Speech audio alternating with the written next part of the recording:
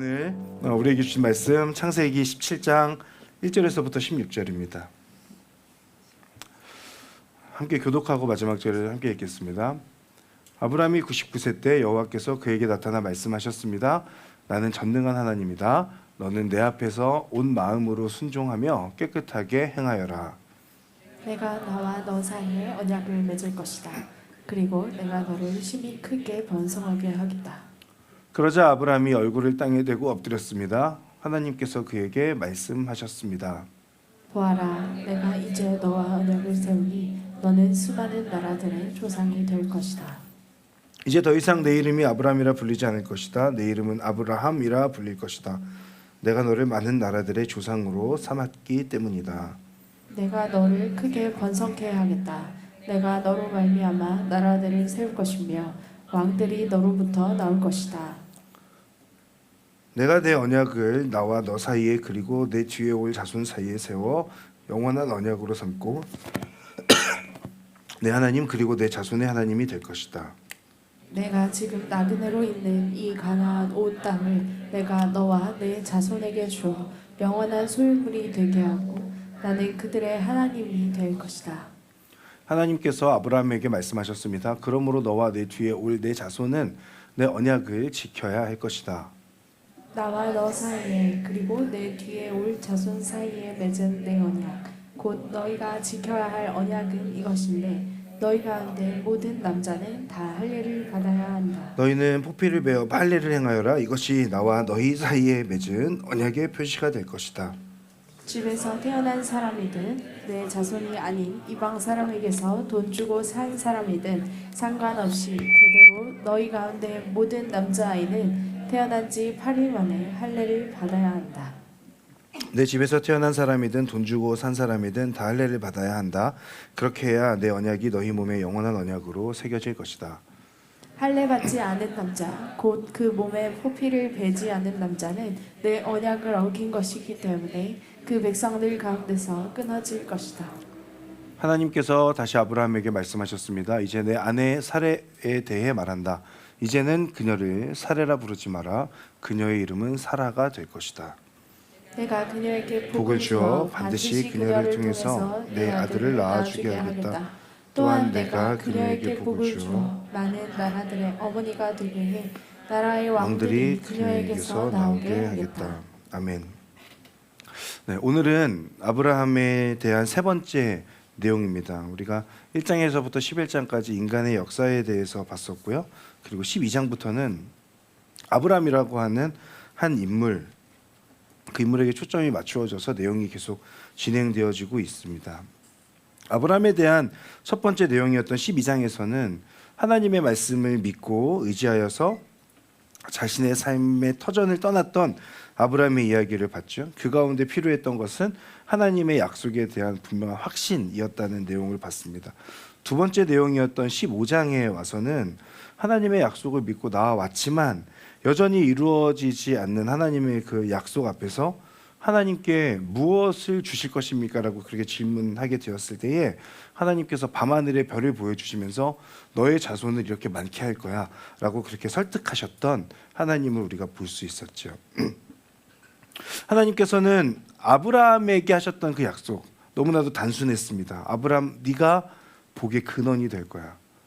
너의 자손들이 수많은 별들처럼 그렇게 많아질 거야 라고 하는 약속이었죠. 아브라함과 사레를 통해서 시작되는 하나님으로부터 선택받은 한 민족의 이야기의 시작이었습니다. 그런데 문제는 아브라함과 사레 사이에 자녀가 없었다는 데 있습니다.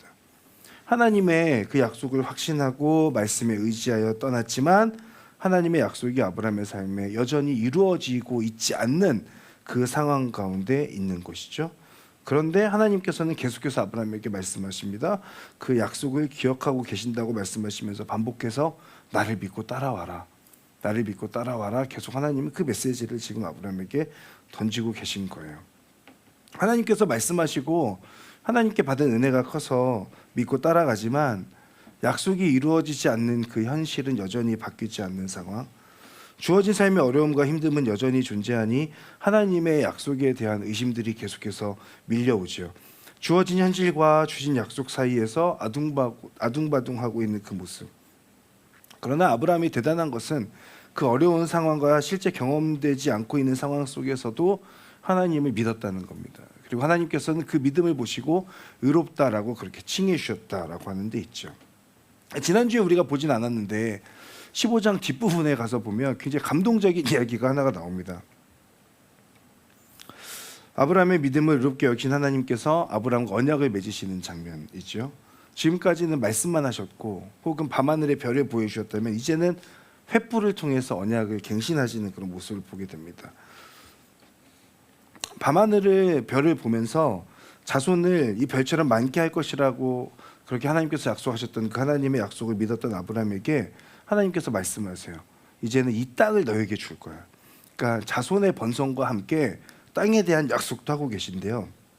그 약속에 아브라함이 질문하죠. 하나님, 그러면 그 땅을 내가 차지하게 될 거라는 걸 어떻게 알 수 있습니까? 라고 그렇게 물으니까 거기에 하나님께서 그 아브라함에게 대답해 주시는 장면이 나옵니다. 아브라함아, 너 재물을 가져와. 재물을 가지고 와서 그걸 둘로 쪼개고 여기다 이렇게 늘어놓으라는 거죠. 예를 들어 양이 있으면 양을 둘로 쪼개서 한쪽 반 이렇게 쭉 나열해 놓는 겁니다.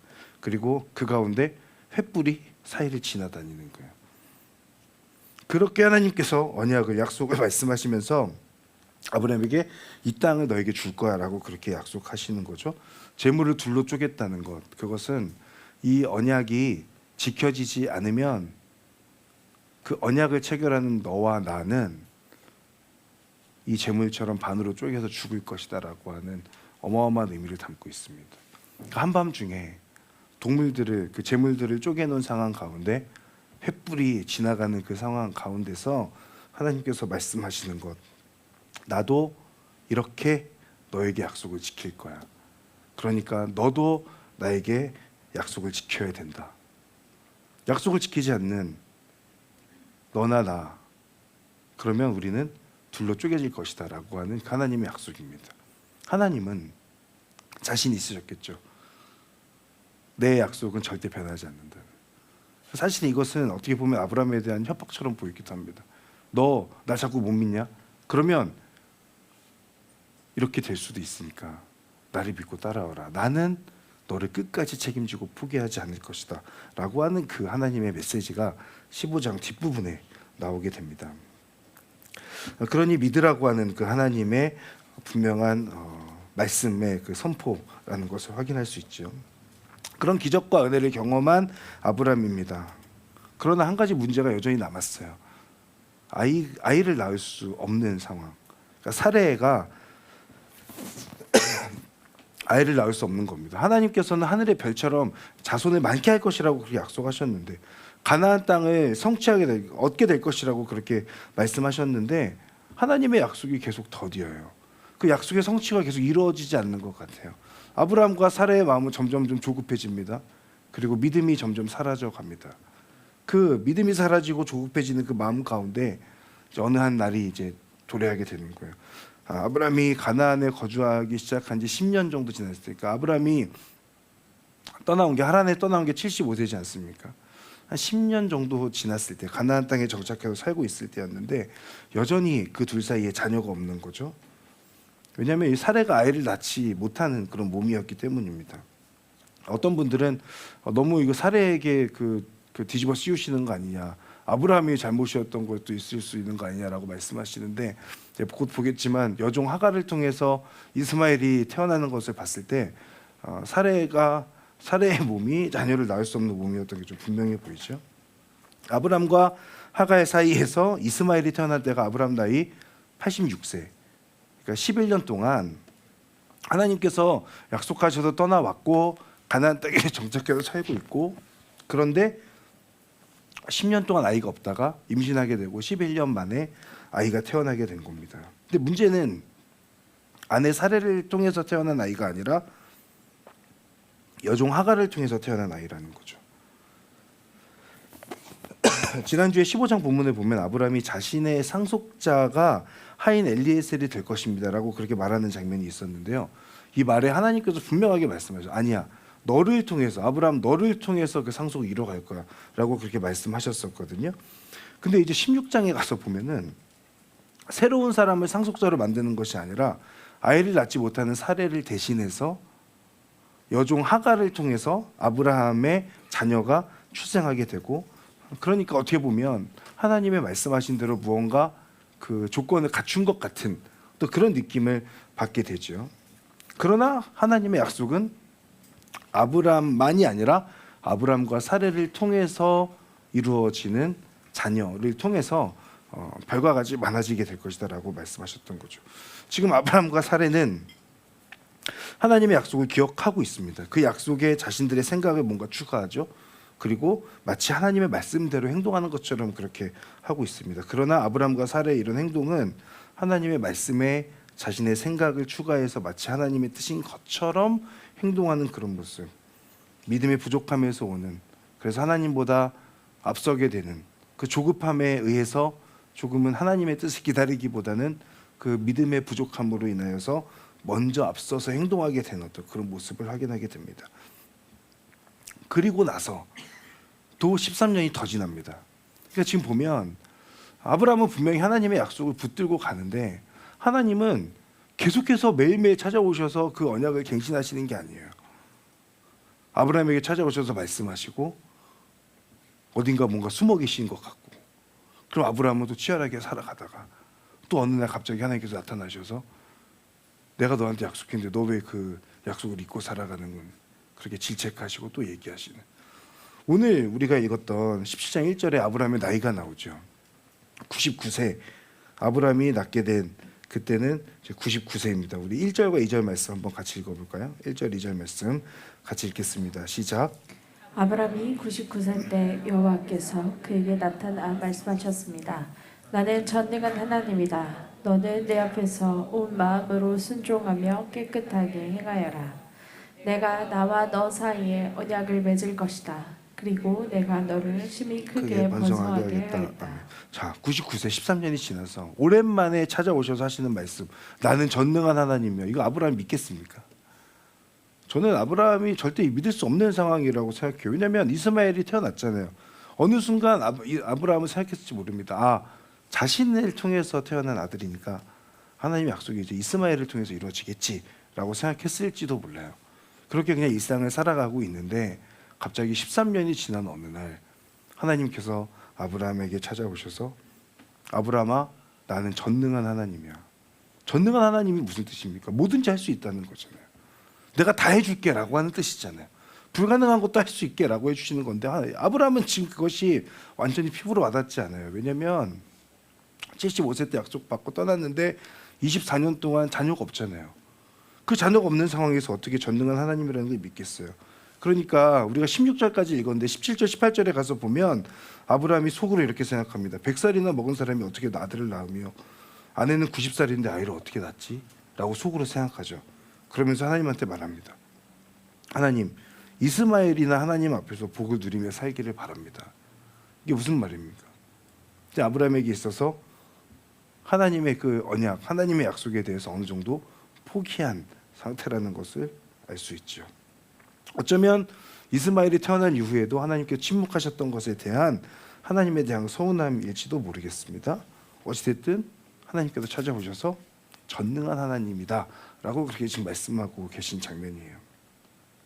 그런데 오늘 읽은 부분에서 발견하게 되는 것 중에 하나는 다른 때랑은 조금 다릅니다. 지금까지의 다른 때는 하나님께서 아브라함에게 무언가 응답을 바라셨거든요. 근데 오늘 우리가 1절에서부터 쭉 내용들을 보면 하나님께서 계속 혼자서 말씀하시는 장면들 나와요. 전능한 하나님이라고 말씀하신 다음에 아브라함이 엎드리거든요. 엎드려 있는 아브라함에게 하나님께서 계속 말씀하셨어요. 2절부터 쭉 보면 내가 너 사이에 언약을 맺을 것이다 라고 말씀하시죠. 4절에 가서도 보면 너와 언약을 세울 것이다 라고 말씀하시죠. 5절에 가서 보면 이제 너 이름을 아브라함이 아니라 아브라함이라고 부를 거야 라고 얘기하시죠. 6절에 내가 너를 크게 번성하게 할 거야. 7절에 내가 너의 언약을 나와 너 사이에 너 뒤에 올 자손 사이에 세워서 영원한 언약으로 삼고 내 하나님 그리고 내 자손의 하나님이 될 것이다. 8절에 나는 그들의 하나님이 될 것이다. 여러분, 이 약속이 새로운 것은 아니거든요. 이전에도 하나님께서 분명하게 약속하셨던 그런 말씀이에요. 그러나 그 약속을 잊고 살아가고 있는 아브라함에게 찾아오셔서 언약을 갱신하시는 것. 갑자기 나타나셔서 아브라함 향해 말씀하시니까 아브라함이 조금 당황했을 수도 있죠. 그런 하나님의 말씀 앞에 아브라함은 의심이 있었지만 여전히 의문하는 가운데서도 얼굴을 땅에 대고 엎드린 상황 가운데 있습니다. 어떻게 보면 하나님에 대한 두려움에서 오는 자연스러운 태도인지도 모르겠습니다. 그런 아브라함에게 하나님께서 말씀하시기를 아브라함의 이름을 아브라함이라고 바꿔줄 것이다라고 말씀하시고, 그 다음에 9절부터는 하나님의 백성의 징표로서 할례를 행해야 된다라고 그렇게 말씀하고 계시죠. 할례는 남자들에게만 행하는 거니까 그 할례를 행함으로 하나님의 백성이라고 하는 분명한 뜻을 그 할례라고 하는 그 의식에 담습니다. 그리고 뒤에 가서 이제 보면 아내 사레의 이름을 사라로 바꿔주시죠. 그러니까 아브라함은 원래는 존귀한 아버지라고 하는 뜻인데 아브라함, 여러 민족의 아버지라고 하는 이름으로 바꿔주시고, 그리고 사레는 원래 여주인 혹은 나의 공주라고 하는 뜻인데 사라, 여러 민족의 어머니, 우리 가운데도 계신데 여러 민족의 어머니가 그렇게 이제 바뀌게 되는 겁니다. 둘 사이에 태어나는 자녀가 하늘의 별처럼 많아질 것이라는 약속의 증거로서 이름을 바꿔주시는 거죠. 그리고 뒤에 가서 보면 아브라함이 100세 되었을 때, 그리고 사라가 90세 되었을 때에 아들 이삭이 태어나는 그런 상황 가운데 있게 되는 겁니다. 하나님께서는 아브라함에게 계속 믿으라고, 나를 따라오라고, 내가 너의 삶을 인도할 것이라고 그렇게 말씀하고 계신 거죠. 그런데 그 가운데 오늘 이 흐름 가운데서 오늘 제가 여러분들과 나누고자 하는 것은 엘샤다이, 하나님의 전능한 하나님에 대해서 우리가 함께 좀 나누려고 하는 겁니다. 아브라함이 경험한 하나님의 전능하심에 대한 어떤 의심, 고민, 그리고 어떤 불신 등이 있었지 않습니까? 그 가운데 하나님은 왜 자신을 전능한 하나님이라고 표현하시는 걸까? 전능한 하나님이라고 하는 표현에 담긴 뜻은 무엇일까?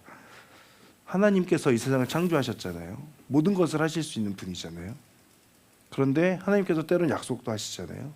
그런데 그 약속이 여전히 유효한 것 같지 않고, 때로는 하나님의 약속이 나에게서 거두어진 것 같고, 하나님의 시선이 거두어진 것 같고, 그래서 내 삶 또한 변화가 없고 하나님에 대한 경외함도 어느 순간 사라져가고, 우리 수련의 주제처럼 하나님을 생각하면 심장이 뛰는 게 아니라 그저 그냥 하나님 생각하면 그냥 귀찮기만 하고 뭔가 내가 계속 이 길을 건너가는 것이 맞나 뭐 이런 생각들을 하게 되는 상황 가운데에서 하나님께서는 전능한 하나님이라고 찾아오시는 상황.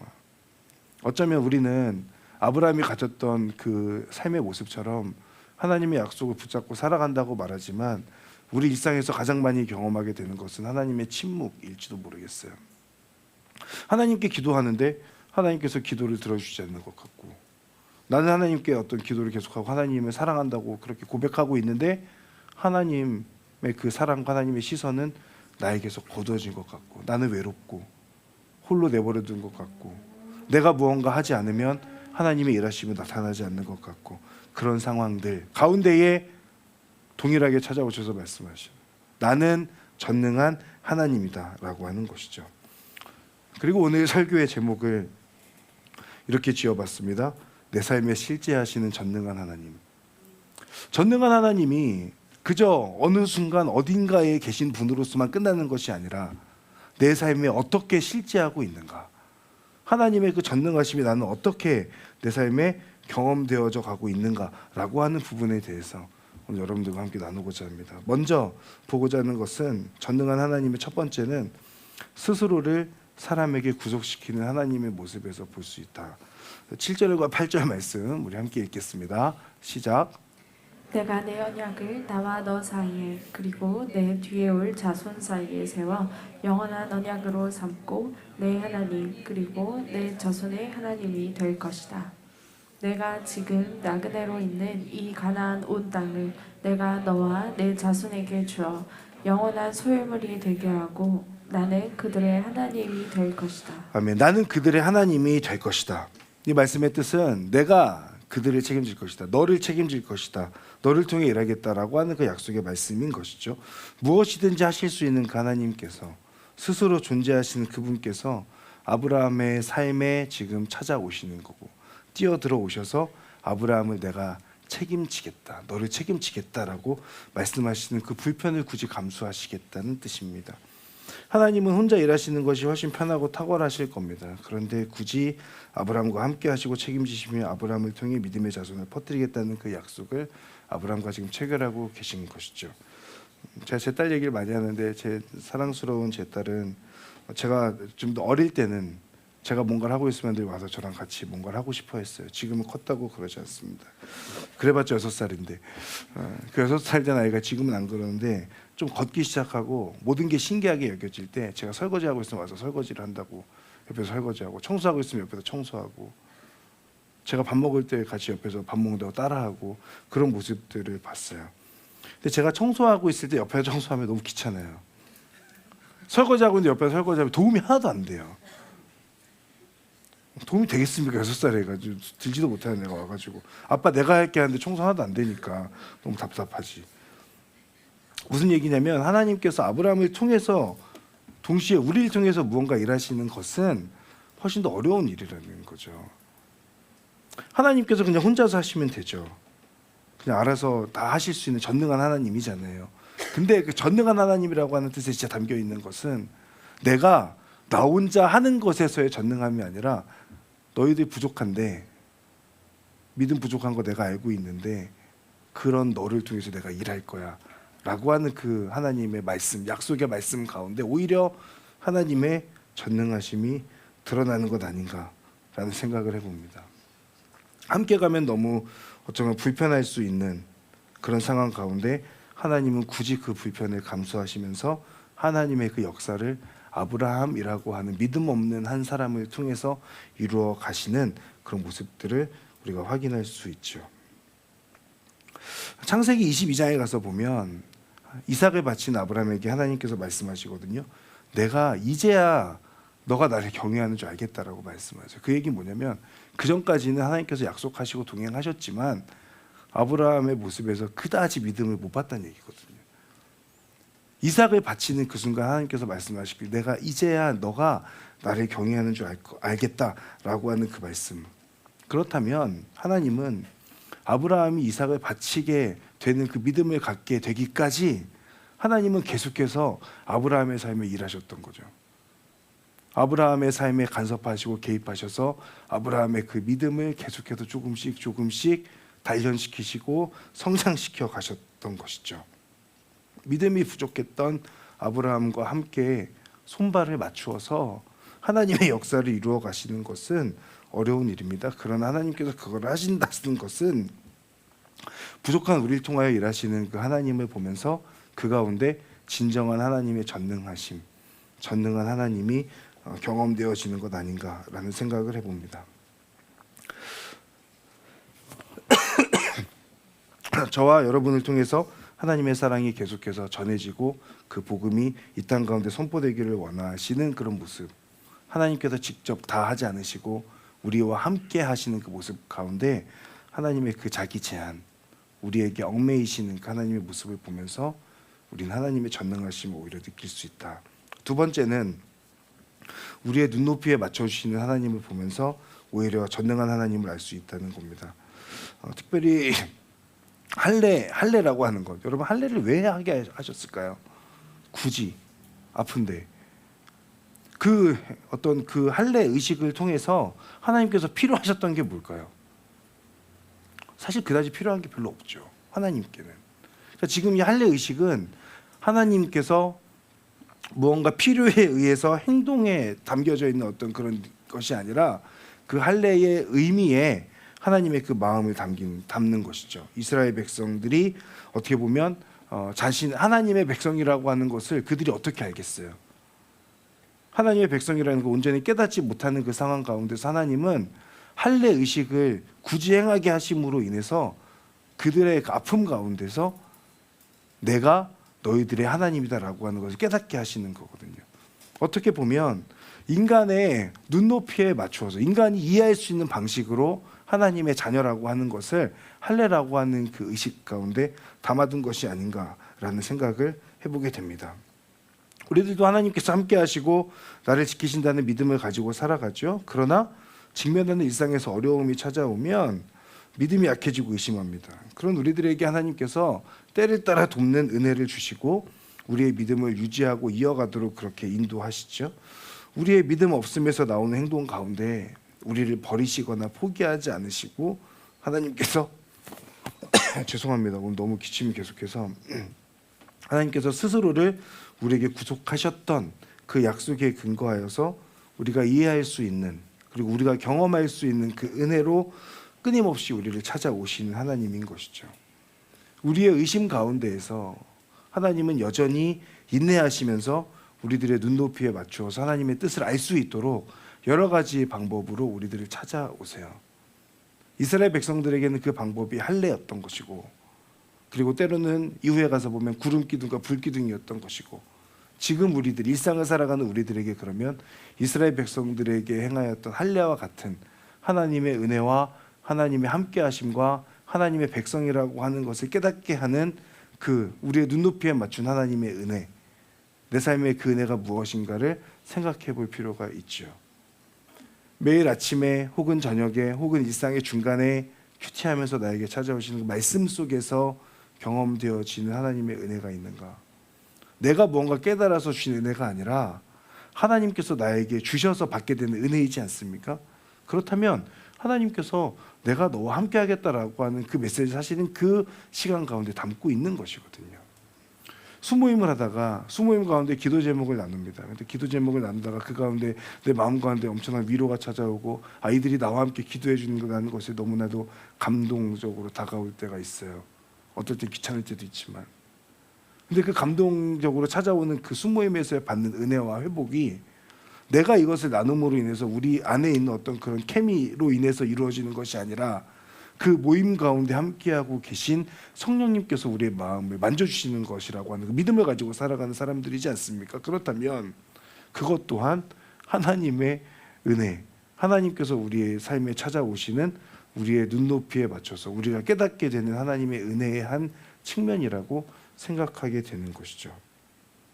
이것이 우리 그 이스라엘 백성들에게 눈높이에 맞추어서 찾아가셨던 할례 의식을 행하게 하심으로 인해서 내가 너희들과 함께하고 있다. 여전히 너와 함께한다라고 하는 그 메시지가 그 가운데 담겨 있는 것입니다. 그리고 그 가운데 전능한 하나님을 우리가 깨닫게 되는 거예요. 시간과 장소를 초월하셔서 하나님이 우리에게 주시는 그 은혜의 자리, 은혜를 경험하는 그 순간 가운데 우리가 기억할 것은 하나님께서 나에게 은혜를 주시는구나. 너무 감사하다로 끝나는 것이 아니라 하나님께서 나에게 말씀하시고 하나님께서 나와 함께 하시는구나. 그러면서 여기서 말씀하시는 것처럼 하나님의 전능과 전능한 그 하나님에 대해서 우리가 생각할 수 있게 되는 것이죠. 걱정되고 불안한 삶의 여러 상황 가운데서 하나님께서는 때로는 사람들을 붙여주시고 그들로 인해 힘을 내게 하십니다. 자주 보던 말씀인데 이상하게 어떨 때는 그냥 지나갔던 말씀이 하나님의 뜻과 은혜로 다가올 때가 있습니다. 그리고 기도하던 상황이 열리기도 하고 기도의 응답이 우리 가운데 있기도 하죠. 이런 것들로 우리에게 다시 믿음을 갖게 하십니다. 하나님을 향한 사랑이 다시 숨쉴 수 있도록 뛸 수 있도록 그렇게 우리들을 인도하십니다. 일상에서 경험하는 하나님, 그것이 잔잔한 하나님의 모습으로 끝나는 것이 아니라 사실은 전능하신 하나님의 한 측면이라고 하는 것이죠. 하나님께서는 오늘도 우리가 이해할 수 있는 방식으로 우리들을 찾아오십니다. 얼마든지 하나님은 그 초월적인 하나님으로서 우리에게 찾아오실 수 있는 분이신데 우리가 이해할 수 있는, 깨닫게 될 수 있는 그런 은혜의 방식으로 우리를 찾아오신다고 하는 것은 하나님의 전능하심이 아니고는 다른 방법으로 설명될 수가 없죠. 우리로 하여금 그 은혜를 깨닫게 하심으로 하나님의 백성임을 깨닫게 하시고 함께 걸어가자 우리를 계속해서 초청하시는 겁니다. 그것이 전능한 하나님의 우리를 향한 눈높이 교육이라고 할 수 있겠습니다. 마지막으로 하나님의 전능하심이 드러나는 것은 결국은 하나님의 계획하신 대로 이끌어 가신다는 데 있습니다. 아브라함은 하나님께서 약속하시는 분이고 그리고 하나님은 때로는 침묵하시는 분이야라고 그렇게 생각했을지 모릅니다. 하나님께서 나를 지키고 계신 것이 맞나? 나에게 관심이 있으신가? 나와 언약을 체결하시고 나를 통해 큰 민족을 이루겠다고 하셨는데 왜 하나님의 행동으로 옮기지 않으시는가? 그리고 자신의 지금 주어져 있는 삶을 보면 하나님께서 나와 함께 하신다라고 하는 그 사실에 대해서 계속해서 의심하게 됐겠죠. 그럴 때마다 하나님은 찾아오셔서 언약을 갱신해 나가십니다. 조금씩 잘 보면 조금씩 이해하기 쉬운 방법으로, 그리고 이제는 강권적으로 선포하시는 방법으로 하나님의 주도하에 언약이 갱신되어져 가는 것을 우리가 볼 수 있죠. 비록 삶의 문제 앞에 허덕이고 있지만, 그로 인해 나를 향한 하나님의 관심이 사라진 것 같지만, 그래서 우리가 하나님의 뜻을 다 헤아릴 수는 없지만 우리의 지혜로 다 헤아릴 수 없는 부분. 그런데 그 아브라함의 삶을 보면 아브라함의 삶은 하나님께 이끌림 받는 것 같지 않은 삶. 그러나 우리는 알고 있죠. 아브라함을 통해서 수많은 민족이 태어나고 믿음을 이어받은 셀 수 없는 사람들이 태어나고 지금도 태어나고 있고, 그 가운데 하나가 우리라고 하는 것을 우리는 말씀 가운데 깨닫게 됩니다. 믿음 없는 우리임에도 불구하고 하나님의 뜻이 여전히 유효하고, 지금도 그 뜻 안에서 하나님의 일하심이 계속해서 진행되고 있다라고 하는 그 사실, 그것이 우리가 믿고 있는 믿음의 고백입니다.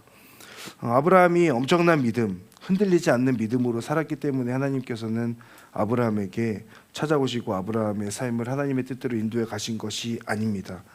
우리들이 악한 세상 속에서 구별된 자로 잘 살아가고 있기 때문에 우리에게 변함없는 사랑으로 계속 우리들을 찾아오시는 것도 아닙니다.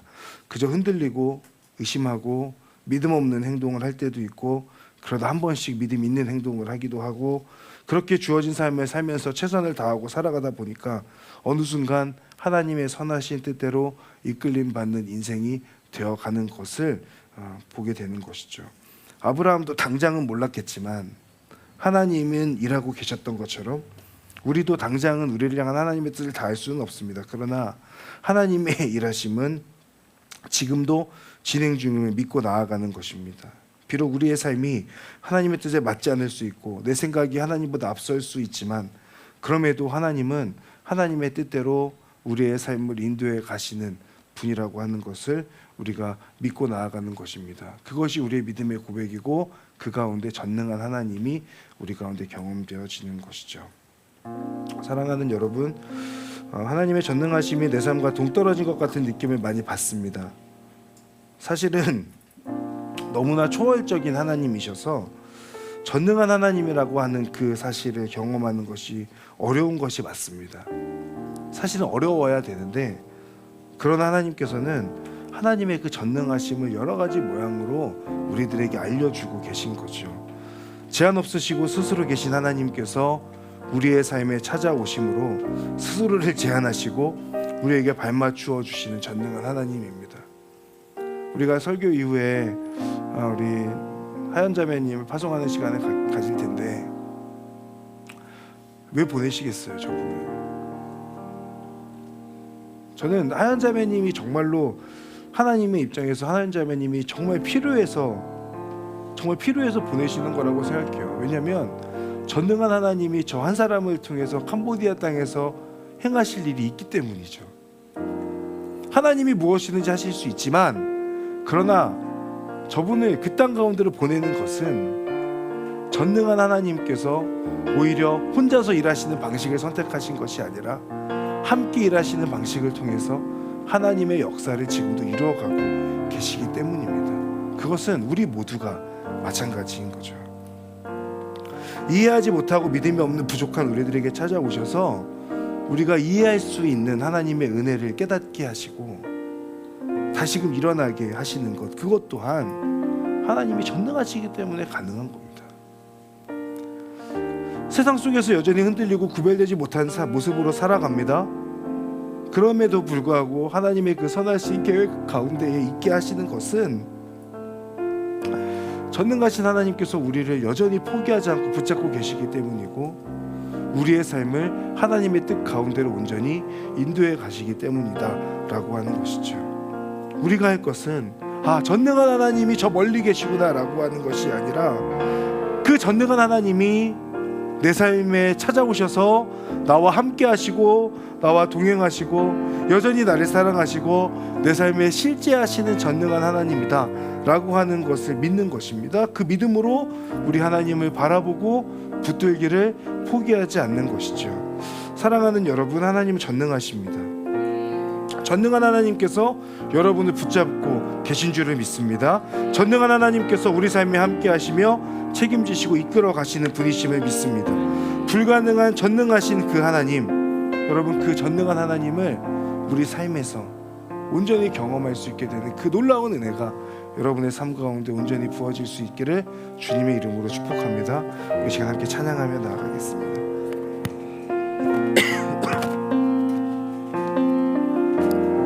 나의 사랑, 나의 사랑, 너는 어여쁘고 참 귀하다. 어느 보석보다 귀하다. 내가 사랑스럽지 않은데 너를 온전히 사랑하고 너와 함께하려 내가 왔노라. 주의 사랑, 이 사랑은 결코 변치 않아. 모든 계절 돌보시네. 푸른 마르고 꽃은 시드나 주의 말씀은 지치네. 실수가 없으신 주만 바라. 주님의 나라와 뜻이 주님의 나라와 뜻이 나의 삶 속에 임하시며 주님 알기를 주만 보기를 소망해.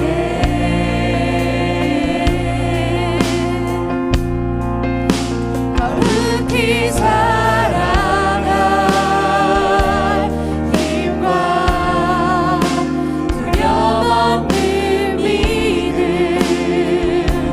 주신 나의 하나님. 완전한 사랑 주님의 나라와 뜻이 나의 삶 주님의 나라와 뜻이 나의 삶 속에 임하시며 주님 알기를 주만 보기를 소망해.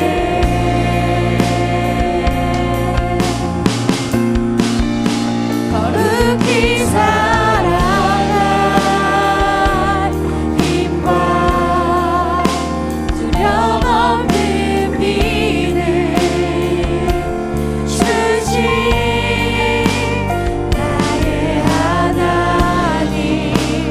완전한 사랑 찬양해. 이 시간 함께 기도하며 나아갈 때 하나님이 멀어진 것 같고 하나님께서 침묵하시는 것 같은 그때에 하나님께서는 아브라함을 찾아오셔서 내가 전능한 하나님이다 라고 그렇게 말씀하십니다. 사랑하는 여러분, 우리의 삶에 하나님의 약속이 사라진 것 같고 하나님의 시선이 거두어진 것 같은 때에도 하나님은 우리들을 여전히 지켜보고 계시고 우리들과 함께 하십니다. 왜냐하면 하나님은 전능하시기 때문이죠. 그 전능한 하나님께서 여러분의 삶을 붙들고 계십니다. 전능한 하나님께서 우리 삶에 함께 하시며 우리의 삶을 책임지시고 이끌어가고 계신 줄을 믿습니다. 우리 시간 함께 하나님 앞에 기도할 때 하나님, 저의 믿음 없음에 저의 그 부족한 믿음을 용서하여 주시고 지금도 저에게 발맞추어 주셔서 저를 통하여 일하여 주시는 그 하나님을 바라보는 믿음을 더하여 주시옵소서. 하나님, 제가 비록 하나님의 그 전능하심과 하나님을 온전히 이해하지 못하지만 그러나 저의 삶의 자리 가운데 찾아오시는 그 말씀의 은혜와 성령의 역사와 또 하나님 경험되어지는 그 내 안에 있는 치유됨으로 인하여서 그 그 하나님의 전능하심을 온전히 경험하는 삶이 될 수 있도록 하나님 인도하시고 함께하여 주시옵소서. 온전히 하나님을 바라보게 하여 주셔서 여전히 하나님의 그 계획하심은 내 삶에 진행 중이다라고 하는 그 사실을 믿고 그 믿음으로 나아가는 자 되도록 은혜 베풀어 주시옵소서. 우리 함께 기도하며 나아가겠습니다. 사랑하는 하나님, 날 부르신 뜻내 생각보다 크고 날 향한 계획 나의 지혜로 증명 못하나 가장 좋은 길로 가장 완전한 길로 오늘도 날 이끄심이네. 날 부르신 뜻내 생각보다 크고 날 향한 계획 나의 지혜로 증명 못하나 가장 좋은 길로 가장 완전한 길로 오늘도 날 이끄심이네. 날 부르신 뜻내 생각보다 크고 날 향한 계획 나의 지혜로 증명 못하나 가장 좋은 길로 가장 완전한 길로 오늘도 날 이끄심이네. 우리 마지막으로 한 가지만 더 기도할 때 수련회 위해서 또 공동체 위해서 함께 중보하겠습니다. 하나님의 은혜로 가득한 우리 갈렙 공동체 되게 하여 주시옵소서. 전능한 하나님이 우리의 공동체 가운데 실제함을 경험하는 그런 갈렙이 되게 하여 주시옵소서. 하나님, 우리가 수련회를 준비합니다. 그 가운데 놀라운 하나님의 역사와 하나님의 일하심으로 함께하여 주시옵소서. 온전히 하나님을 붙들고 하나님 바라보는 시간 되어서 다시금 하나님을 향하여서 기쁨과 감사로 헌신함을 다짐하는 그런 은혜의 시간 될 수 있도록 역사하여 주시옵소서. 우리 함께 중보하며 마지막으로 함께 기도하겠습니다.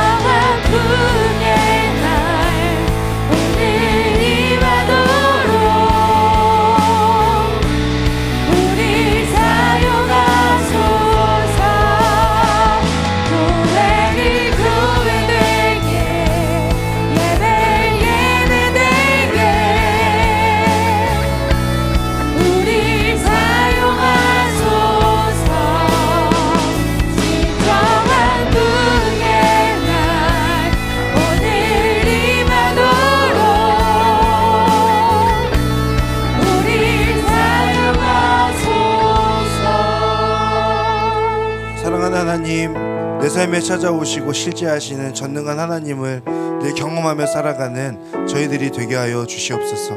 말씀 가운데 또 하나님 여러 상황들을 통하여서 말을 걸어오시고 하나님 우리를 향한 하나님의 사랑을 거두지 않으시고 하나님의 계획하심을 여전히 이끌어 가시는 그 하나님의 은혜를 바라고 붙들며 살아가는 저희들이 될 수 있도록 인도하여 주시옵소서. 감사드리며 예수님의 이름으로 기도합니다. 아멘.